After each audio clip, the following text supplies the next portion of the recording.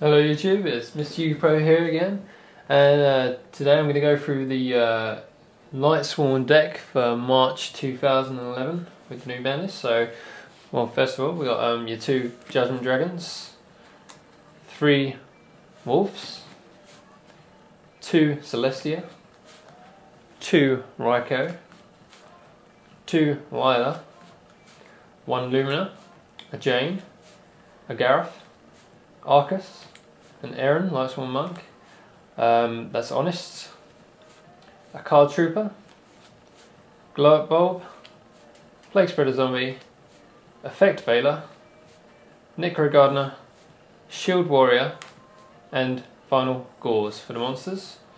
I believe that's 24 monsters there. Just move that aside for a second.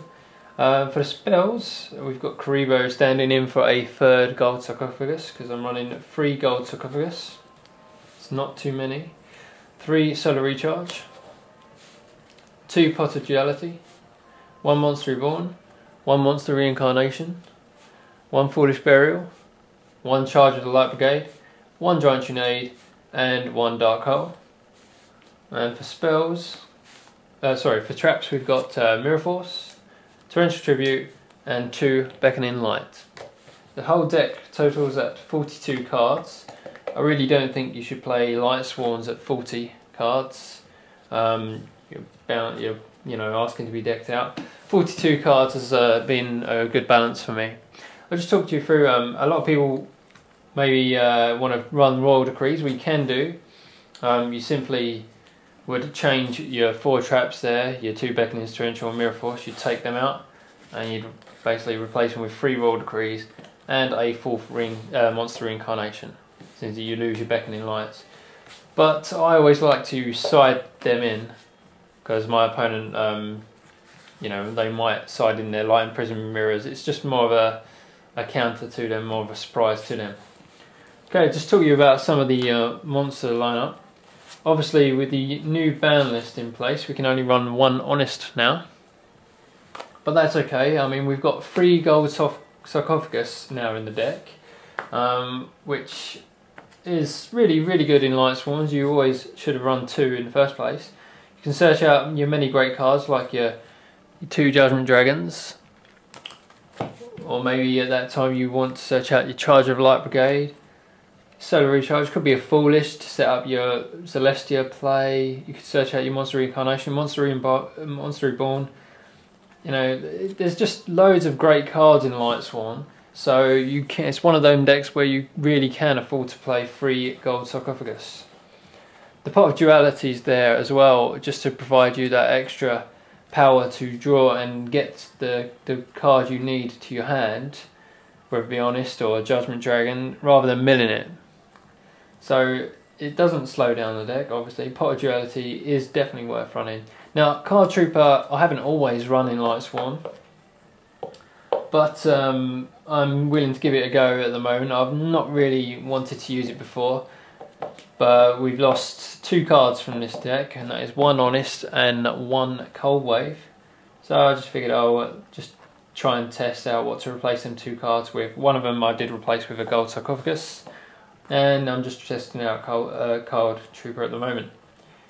So the deck has loads of fantastic plays, loads of fantastic mills. I used to run 3 Celestia Lightsworn Angel in the previous ban list, but I noticed that a couple of times I was drawing all 3 at once, or like a Wulf and two of these, and I just found them to be a bit dead in the hand. So I've dropped them down to 2 now, and I'm feeling that this is a really good build to run. I'll just go through my Synchro lineup. So obviously that deck is at 42 cards as it is.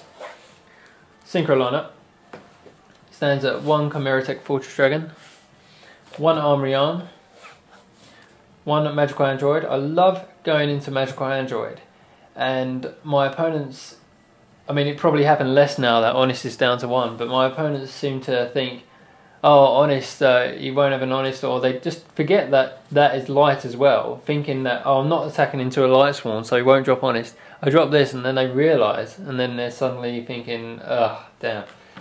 So that, 1 Catastor. Well, I've just chucked this guy in Gaia Knight, Force of the Earth, because obviously we lose Goyo Guardian, and I do find that I would want to replace Goyo Guardian with another level 6 star Synchro, and just one with a bit of force, bit of power to it, and 2600 attack. Yeah, I'd rather run that than Iron Chain Dragon, because I don't want to mill my opponent's deck. It can usually be quite good for them. So Brynac obviously stays in there. Tempest, you got some amazing plays off the Plaguespreader and Lyla, so it's definitely worth running Tempest in that. OTK from that one. Black Rose obviously, another big powerful level 7 Synchro, Scrap Archfiend. Stardust Dragon obviously, Scrap Dragon, Colossal Fighter, Red Dragon Archfiend, and I like to run Avenging Light Parshaft. It's one tuner and one or more non-tuner light monsters. So obviously the majority of the deck is light, so it's easier to get out, and it's got piercing damage. So really good synchro actually. Just shame it can't be used in more decks. And a Mistworm. I think obviously as soon as I get a Trishula, I'll be chucking one of them in, because it is quite easy to get out your level 9 synchros from this deck. Just quickly recap on some of the tech I've got in this deck. I don't think is classed as tech. Yeah, main tech here. Okay, Effect Veiler. Effect Veiler works fantastic because it is light, it is a tuner, and it works with my Beckoning Lights as well. I can never say that probably. Beckoning Lights. So I do love having that in the deck. Obviously you can foil a lot of your opponent's moves with that, so it's a really good card. The other one is Shield Warrior. I was having an iron about what card to play, and I tested Shiny Black Sea, or Black Shiny Sea, whatever it's called, but found that Shield Warrior was definitely a better choice. It helps you keep those Lightsworn alive for those Celestia plays. Okay, so that's my deck there, 42 cards. Yeah, hope you liked it. Leave your comments down below, thumbs up, rate, comment and subscribe.